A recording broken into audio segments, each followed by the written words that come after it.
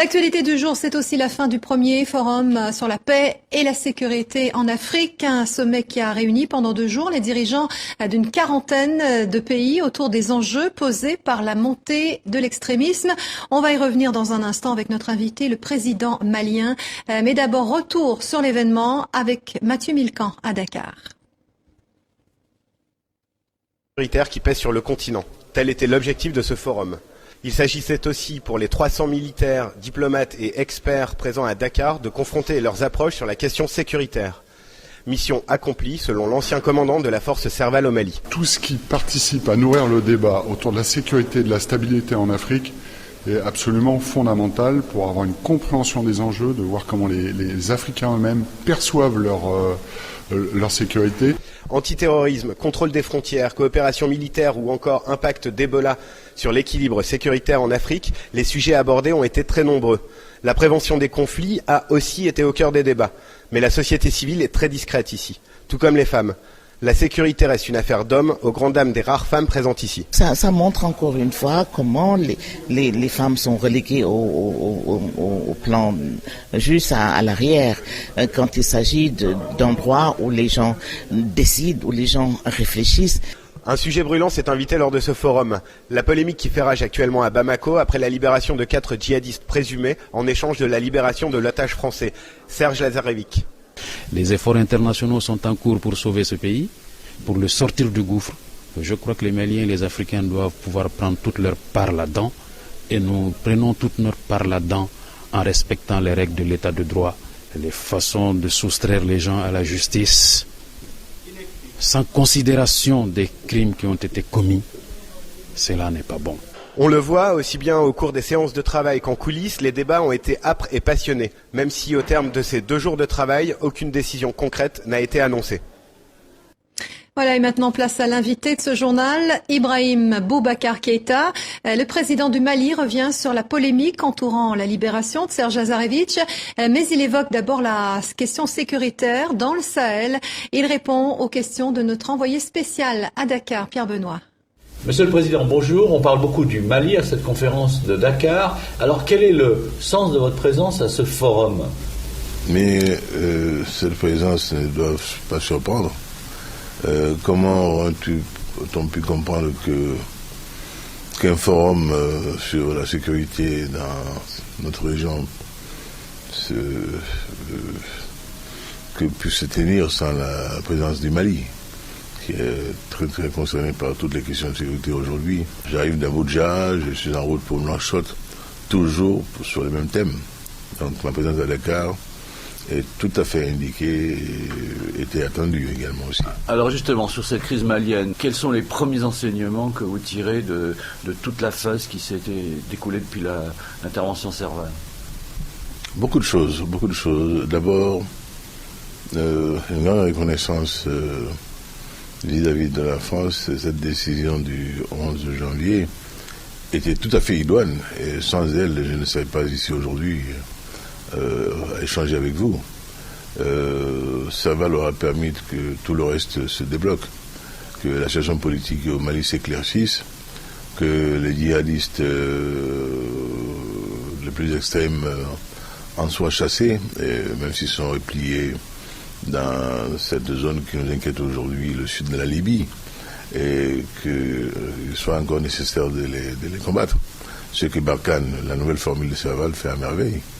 Donc, beaucoup de choses sont passées, d'heureuses et d'un peu moins heureuses, mais toujours dans le sens de la libération du Mali, et pas seulement du Mali, de l'ensemble sahélien, de cette menace terroriste qui est très poignante et qui concerne non seulement notre zone, mais la paix mondiale également. Alors, dans le cadre de la reconstitution d'un nouveau Mali, une des questions qui pose problème reste bien sûr les négociations avec les communautés Touareg, les communautés du nord du pays. Où est-ce qu'on en est en ce qui concerne les conversations d'Alger ? Nul plus que nous, on est soucieux de faire en sorte que la paix revienne au Mali, que les fils du Mali du nord au sud, d'est en ouest se retrouvent enfants de la même famille, et comme cela a toujours été par le passé. Dans notre histoire dont nous sommes fiers, et qui n'est pas une histoire de courte durée et qu'une histoire multiséculaire. Nos peuples ont toujours vécu en parfaite symbiose et si la période contemporaine, la période récente, juste post-coloniale a connu des soubresauts, il nous appartient d'y trouver des solutions, des remèdes idoines. Sur la question de l'autonomie, de l'indépendance de la fédération, je suis très clair. N'allons pas nous laisser aller dans un sens qui n'est pas conforme et qui n'est pas porteur d'avenir et qui ne serait qu'une solution factice, mais grosse de problèmes pour l'avenir. Je crois que l'avenir du Mali, d'une manière générale, singulièrement de la région nord du Mali, des régions nord du Mali, est dans une bonne intégration, dans le cadre d'une bonne régionalisation, en confiance, avec des pouvoirs élargis, accordés aux entités territoriales pour qu'elles s'assument, pour qu'elles participent de leur devenir, en termes de gestion interne, au plan culturel, au plan économique, au plan social, au plan politique, oui.